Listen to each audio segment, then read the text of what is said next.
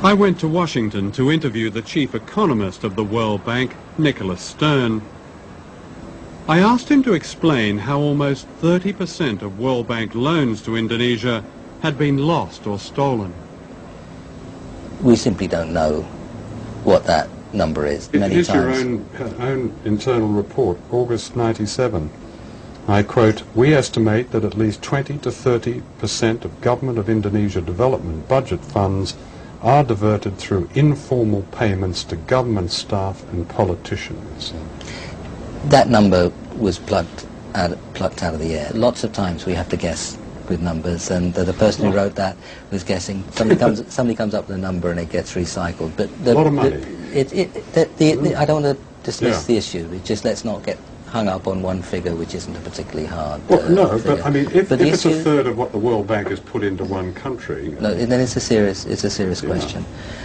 When you have a loan, there's a lender and a borrower, and they share the responsibility in some way. There's a strong case that has been made by people who've seen this evidence that the World Bank was duped by the Suharto regime, claiming that poverty had dropped to 30 million, and in fact poverty was around about 60 million. Let's talk about the harder figures. The income poverty figures are always the most difficult ones to get your hands on.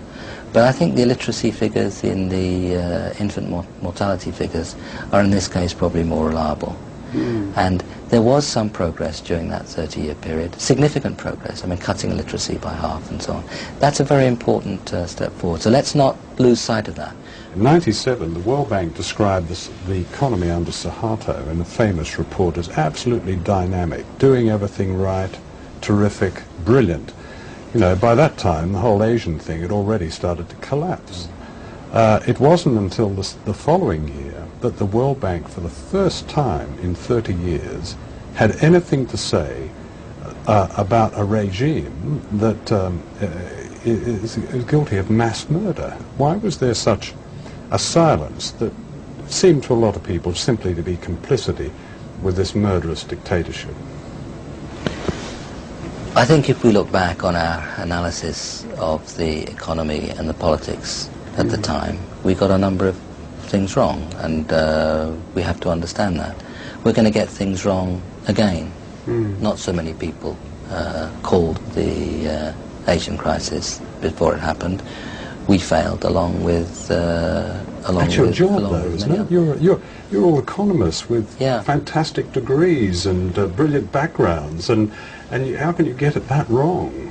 We're going to get it wrong some of the time. I think non-economists get it wrong a lot more often than economists. But this isn't a precise game, and there are going to be a number of occasions in the future where we get things wrong too.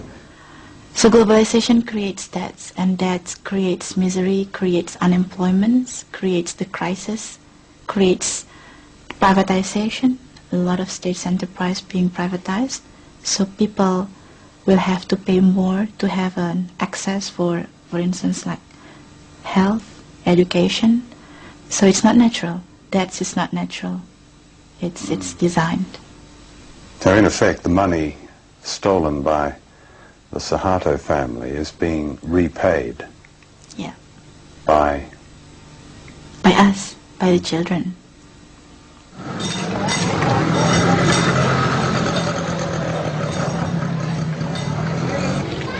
Every day, more than $100 million is transferred in debt repayments from the poorest countries on earth to the richest.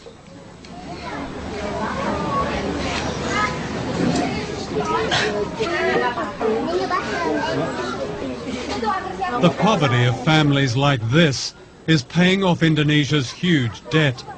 The conditions of the IMF's latest loan include a reduction in subsidies on certain fuel and food. Half this man's monthly wage of less than £40 goes on medical treatment for his children who suffer from a serious blood disorder. As prices go up, he cannot even afford the special drugs that keep them alive. Keadaan anak saya yaitu yang pertama dia menderita sakit. Jadi tiap bulan dia harus transfusi darah. Jadi kalau seandainya nggak transfusi darah, dia tiap akhir bulan itu pucat kayak sekarang contohnya. Bibirnya udah pada putih dua-duanya. Jadi akhir bulan itu mesti harus transfusi darah. Itu udah pasti. Pusingnya bukan kepalang. Ya kalau seandainya saya sakit gitu nggak bisa masuk kerja, ya udah apa boleh buat. Paling kita bisa cari pinjaman buat berobat anak gitu. Nanti setelah kita kerja lagi baru kita bayar gitu. Kita cicil. Udah mandi kok masih. Kalau seandainya gitu ya, barang-barang naik, sedangkan UMR gaji gitu naiknya nggak seberapa, ya kita otomatis ya kita serahin diri sama Tuhan aja deh. Yang jelas mungkin berobat pun kayaknya nggak bisa. Jadi kita pasrah apa adanya. Sebab gimana kalau kita paksain untuk harusnya setiap pagi anak-anak kasih teh manis, sekarang enggak. Susu juga enggak. Ya paling kita bisanya teriak sama pemerintah, ikut lewat FNPBI begitu. Kita tuntut pemerintah dengan supaya naikin UMR 100%. Yang penting sekarang kan alhamdulillah bisa ketemu buat berobat. Biar walaupun kita makan pakai ikan asin, tapi udah alhamdulillah.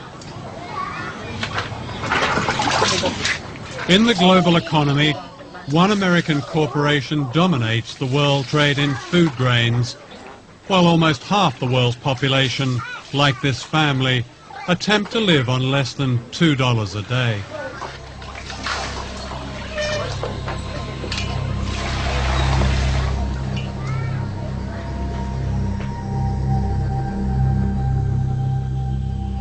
What do you say to those 17 million people who call for a complete, and I repeat, complete cancellation of debt as the only way to lift the huge number of poor people in the world out of poverty? I'd say two things. First, what will lift people out of poverty is not cancelling their debt, but what policies their countries pursue, whether they educate poor people, whether they give them health. And so the question, and then what sort of economies they try to run. Do they integrate them into the world economy, or do they run corrupt economies? Those are the primary determinants of how well countries will do. That is the answer to what determines whether people get out of poverty. It can be done. It has been done. Should we cancel the debt? Canceling debt is one way of giving resources to poor countries. Mm-hmm. What I'd like to see is a much greater flow of resources to poor countries. I'd like to see the markets of the industrialized countries opened so that these countries where people are poor and can produce agriculture are able to export. That's what will get them out of poverty. The statement debt relief is the only thing that will get them out of poverty is wrong. It would help, provided it is accompanied by a whole set of other measures. But surely debt, even in one's own life, and especially a poor person's life, is the greatest cause of real poverty. No. And when you have a country devoting half its budget to paying off a debt, when you have the poorest countries in the world sending out millions of dollars into the rich world, surely as a priority that debt has to be either relieved substantially or go altogether. Doesn't that make it just seems common sense to me? If I got that wrong? Yeah, you've got it wrong. Oh, let me explain. Okay. First of all, you are indebted, and I am indebted. And I would not be better off if I was somebody to come and cancel my debt, because I'd never be able to borrow again. And debt is a normal way of borrowing in order to do things, purchase goods, invest, when you don't have the resources, and they'll generate an income and you'll repay. So the notion that all debt should be canceled is a bad one. Financial systems operate on the basis of debt that is paid. The Human Rights Commission of the United Nations, in a very comprehensive report, said, and I quote, "The institutions of globalization have yet to seriously address the issue of human rights in a democratic fashion. Globalization has caused global conditions of inequality and discrimination." What's your response to that?